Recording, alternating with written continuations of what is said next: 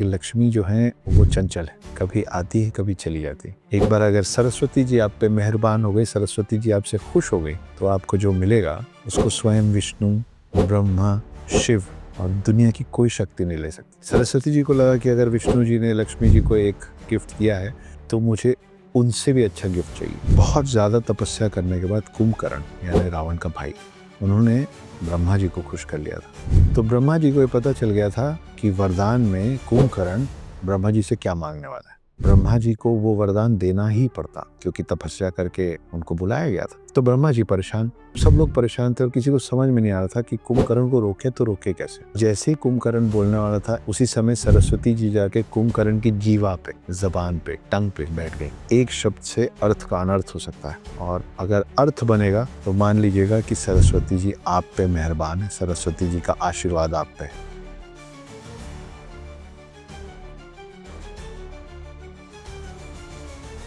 मुझसे कई लोग पूछते हैं कि अक्षत ये क्या पहन रखा है अपने हाथ में। इसको कहते हैं शारदा चिन्ह, सरस्वती जी का सिंबल है। ये कहानी सरस्वती जी की। दो छोटी छोटी कहानियां हैं।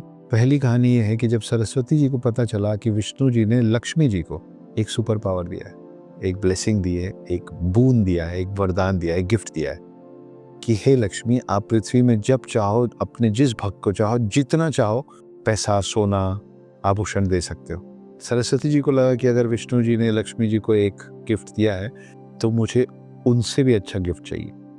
तो सरस्वती जी पहुंची विष्णु जी के पास और उनको कहा कि जब आपने लक्ष्मी जी को गिफ्ट दिया है तो मुझे भी गिफ्ट दीजिए। तो विष्णु जी ने बोला कि बताइए आप क्या चाहती हैं।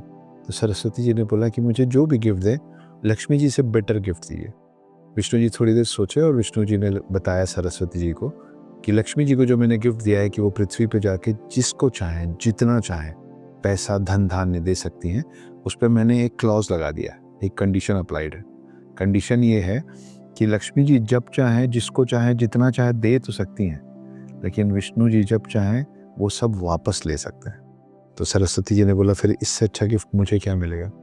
और विष्णु जी ने बोला कि इससे अच्छा गिफ्ट आपको ये मिलेगा कि आप पृथ्वी में जिसको चाहें जितना चाहें विद्या दे दें, नॉलेज दे दें, ज्ञान दे दें और उसको स्वयं विष्णु यानी कि मैं खुद भी वापस नहीं ले सकता।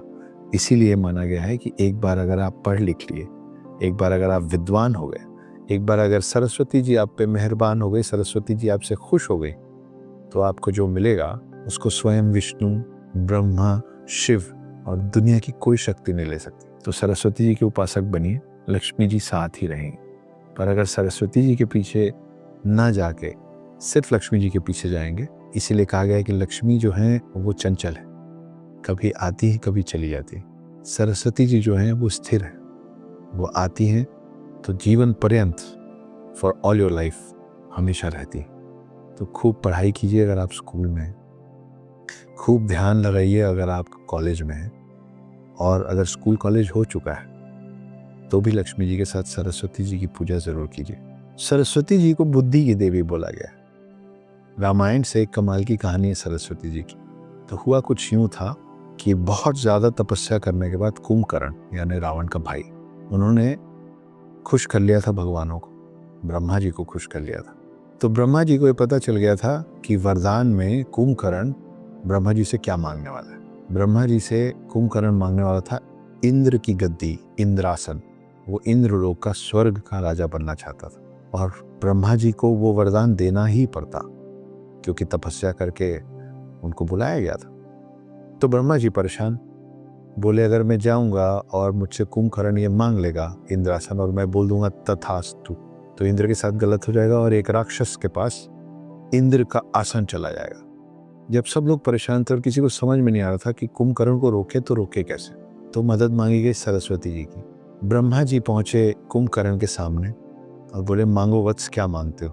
पर जैसे ही कुंभकर्ण बोलने वाला था इंद्रासन, उसी समय सरस्वती जी जाके कुंभकर्ण की जीवा पे, जबान पे, टंग पे बैठ गई और गलती से कुंभकर्ण के मुंह से इंद्रासन की जगह निकला निद्रासन।